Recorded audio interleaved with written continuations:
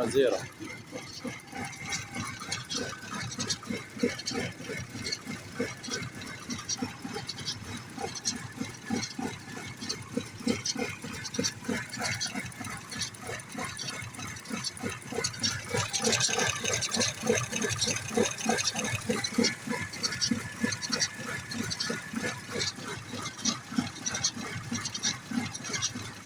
ودي الأزيرة بعد ما اتعدلت بفضل الله.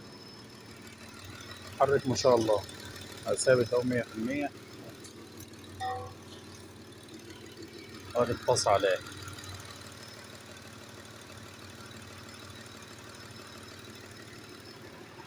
رقم السيارة عشان دي الأزيرة اللي كان فيها مشكلة تفتفة وتفضفضة